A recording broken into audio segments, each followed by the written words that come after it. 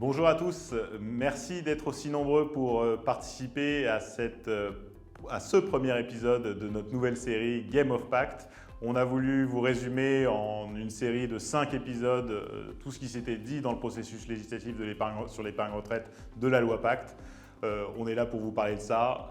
Bonjour Pierre-Emmanuel. Bonjour Mathieu.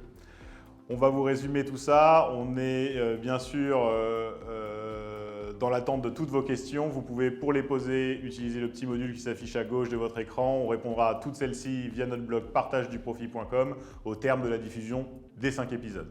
Alors l'accouchement a été long, c'est 18 mois de négociations, de lobbying, assureurs, banquiers, auprès des députés, des sénateurs de Bercy.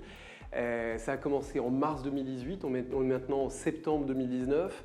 Est-ce que c'est enfin terminé? Est-ce qu'on peut enfin commencer à travailler? Oui, par analogie à notre visuel, effectivement, ça a été une vraie série à rebondissements et on peut dire que désormais c'est terminé. Donc on est très content dans ce premier épisode de pouvoir vous résumer cette réforme de l'épargne retraite. C'est parti pour l'épisode 1.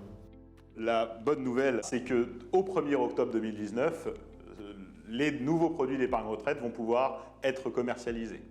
Alors, pas de panique, les anciens contrats que vous connaissiez, peut-être le PERP, le PERCO, l'article 83 et autres, continuent d'être commercialisés et commercialisables jusqu'au 1er octobre 2020. Donc, il y a un petit temps d'adaptation pour faire face à cette évolution réglementaire. Alors, on entend beaucoup parler de révolution Pacte. Est-ce que c'est pas un peu excessif? Alors ça dépend de quel point de vue on se place. Nous, une révolution, on croit sincèrement que c'est une révolution. Une révolution, elle s'appuie sur une devise. Et si on devait donner une devise à Pacte, ce serait la liberté, la simplicité et la portabilité. La liberté pour l'épargnant de choisir entre la rente ou le capital. La simplicité, puisque maintenant des règles communes vont s'appliquer à l'ensemble des produits, alors qu'avant c'était très complexe. Et la portabilité pour que ce plan d'épargne retraite puisse nous accompagner tout au long de notre vie professionnelle et individuelle pour qu'on puisse gérer et capitaliser pour la préparation de notre retraite. Ok, donc si je te suis, c'est une réforme qui met l'épargnant au centre du dispositif, mais comment ça va se traduire en pratique pour lui? Alors il y a pour nous 2 mesures qui sont fondatrices de cette réforme de l'épargne retraite. Elle a déjà commencé, cette réforme de l'épargne retraite, finalement avec la suppression du forfait social. Cette suppression des primes du forfait social sur les primes d'épargne salariale, sur les primes de partage du profit, c'est déjà en vigueur depuis le 1er janvier 2019. Donc cette révolution, elle a déjà commencé et on a déjà vu sur le terrain un engouement de plus en plus fort pour ces dispositifs d'épargne salariale. Et la deuxième mesure emblématique, c'est la sortie en capital. Pour nous, c'est fondateur parce que ça change complètement le paradigme de cette épargne retraite. Ça lève des freins à l'équipement sur ces produits d'épargne retraite. La sortie en capital, c'est la fin de l'aliénation au profit d'une rente viagère et c'est la fin de l'effet tunnel puisqu'on pourra sortir en capital, certes au moment où on liquidera ses droits à la retraite, mais on pourra aussi sortir en capital avant la retraite pour financer l'achat de sa résidence principale. Et ça, c'est fondamental puisque ça va changer aussi l'intérêt que portent les plus jeunes générations sur ces dispositifs d'épargne retraite qui avaient 2 grands travers, l'aliénation du capital et l'effet tunnel. Ces 2 freins sont complètement levés par la réforme de Pacte.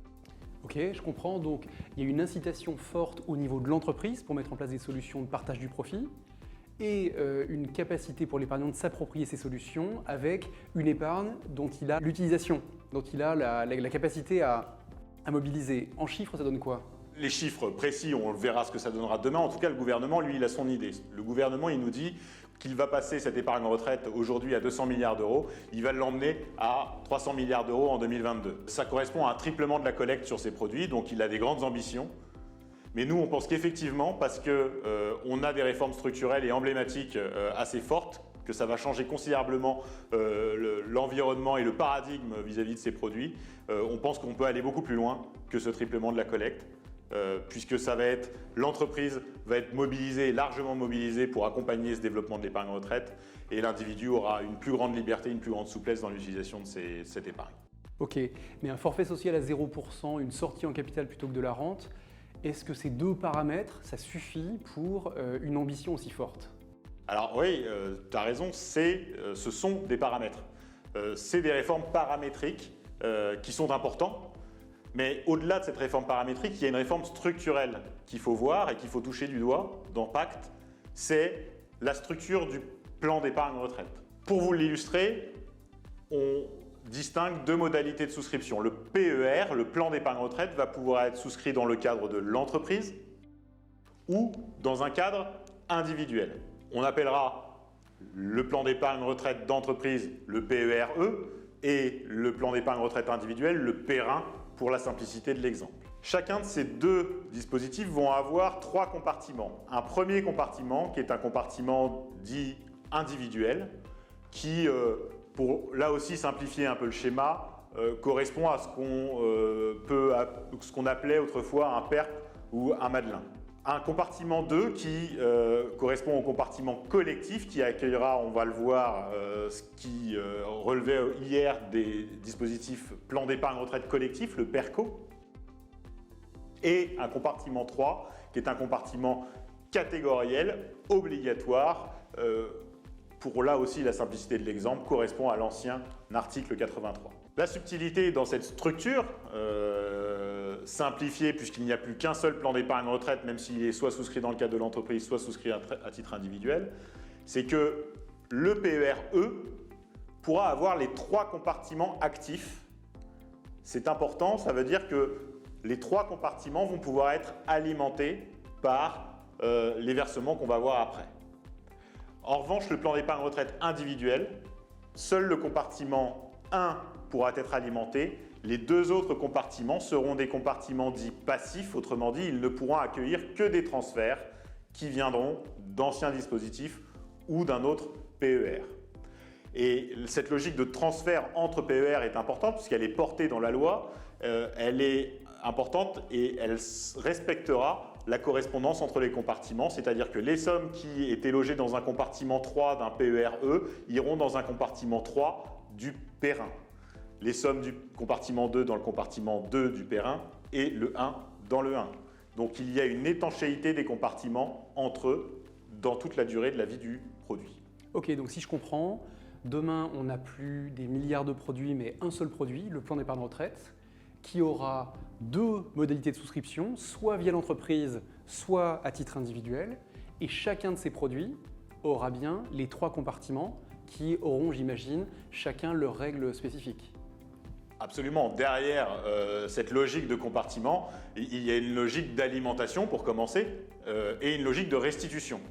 Dans une logique d'alimentation, les trois compartiments d'épargne retraite vont avoir leur flux d'alimentation. Le compartiment individuel sera alimenté par des versements personnels, des versements issus de la propre capacité d'épargne de chacun. Le compartiment collectif sera alimenté par les primes de partage du profit, l'intéressement, la participation, l'abondement, les transferts de jours de repos, qu'ils proviennent ou non d'un compte épargne-temps.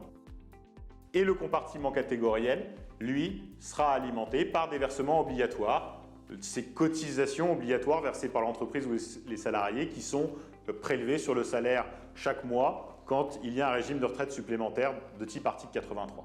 Ok, donc si je comprends et si je fais le lien avec le slide d'avant, ça veut dire que l'intéressement, la participation et l'abondement, je ne pourrais les flécher que sur mon plan d'épargne retraite entreprise. Je ne pourrais pas demander à mon entreprise de basculer tout ça vers mon PERIN. Absolument. Le principe et la logique du plan d'épargne retraite d'entreprise, c'est que les primes qui sont versées par l'entreprise tombent dans cette enveloppe fiscale. Il sera impossible à un épargnant de prendre sa prime de participation au moment où elle est versée et d'alimenter automatiquement et au même moment son plan d'épargne retraite individuel. Ok. Je comprends. Ce nouveau monde avec un plan d'épargne retraite unique et trois compartiments qui vont me permettre de rassembler mon épargne dans une seule enveloppe. Je suis content pour le futur, mais qu'est-ce qu'il advient de mes anciens contrats PERP, Madelin, PERCO 83 que j'avais avant ? La logique est effectivement de pouvoir transférer en permanence, y compris les anciens contrats. Et donc là aussi, on retrouve notre logique de compartiment. La logique, elle veut que tout le stock d'épargne qui était détenu dans des PERP, dans des contrats Madelin, dans des contrats préfonds, Corem, CRH, tous ces dispositifs individuels tomberont et ce stock retombera dans le compartiment individuel du PER. Le stock d'épargne qui était logé dans des PERCO dans leur ancienne appellation tombera dans le compartiment collectif du PER. Les sommes qui correspondaient aux articles 83, elles, arriveront dans le compartiment 3, dans le compartiment donc catégoriel du PER. Avec une petite subtilité, c'est qu'hier, un 83 permettait aussi aux salariés de faire des versements facultatifs déductibles. Et donc ceux-là, ils vont être isolés pour alimenter le compartiment individuel. Donc il va y avoir une séparation de l'article 83 entre d'une part la partie obligatoire qui tombera dans le compartiment 3, la partie des cotisations, et la partie facultative qui tombera dans le compartiment 1. Charge à l'assureur d'aller faire la séparation entre les deux et de retrouver l'origine des sommes ou à l'épargnant de le faire lui-même. Ok, donc tu nous parles d'un stock des articles 83 qui vont être ventilés entre le compartiment catégoriel et le compartiment individuel, mais ça les assureurs ils savent faire? Alors certains assureurs savent le faire, peut-être que d'autres ne savent pas le faire. Ce sera effectivement a priori de la responsabilité de l'assureur de faire cette distinction. Mais si jamais l'assureur n'était pas capable de le faire, l'épargnant aura toujours la possibilité, s'il est capable de le justifier, de demander cette ventilation sur la base des justificatifs qu'il sera en mesure de produire. Ok, donc je comprends que demain mon épargne retraite elle est simplifiée puisque j'ai une seule enveloppe pour tout gérer, aussi bien le passé que le futur. Mais depuis le début, tu nous parles de la révolution Pacte avec la sortie en capital. Qu'est-ce qui se passe en termes de sortie? Ah bah oui, la sortie c'est quand même ce qui est important et c'est ce qui change fondamentalement la structure du produit. Et cette sortie là aussi, elle va dépendre du compartiment dans lequel on se trouve. Pour le dire très simplement, le sortie en capital qui fait cette révolution, elle est applicable aux deux compartiments individuels et collectifs. Ça veut dire qu'on pourra sortir 100% en capital du compartiment individuel et du compartiment collectif. Et cette sortie en capital, elle pourra se faire au moment de la liquidation des droits à la retraite ou par anticipation pour acheter sa résidence principale. Elle pourra se faire de façon totale ou fractionnée ou partielle en fonction de ce qu'on veut et de ce dont on a besoin exactement pour... Comme en assurance vie avec les rachats partiels programmés. Exactement. Et donc on pourra déjà racheter de façon partielle son capital si on n'en a besoin que d'un bout pour acquérir notre résidence principale et on pourra organiser des versements fractionnés pour s'assurer finalement une sorte de revenu régulier une fois qu'on a liquidé ses droits à la retraite. La rente, il faut quand même le dire, reste un choix ouvert pour les épargnants dans les PER et cette rente pourra être activée dans le compartiment individuel et collectif et elle sera même obligatoire et contrainte dans le compartiment catégoriel qui, lui, n'offrira pas la sortie en capital. Ok Mathieu, donc on comprend bien que Pacte est une révolution, liberté pour l'épargnant de choisir entre rente et capital, ce qui est complètement nouveau. Est-ce que fiscalement, ça va réellement être intéressant pour l'épargnant de sortir en capital et donc de reprendre la main sur cette épargne? Alors très intéressante ta question Pierre-Emmanuel, mais on va garder la réponse pour demain et donc on vous donne rendez-vous demain pour le deuxième épisode de Game of Pacte. Merci d'avoir été si nombreux à nous suivre sur ce premier épisode. N'hésitez pas à répondre à l'enquête qui s'affiche à la fin de cette présentation. Merci à tous, à demain. À demain.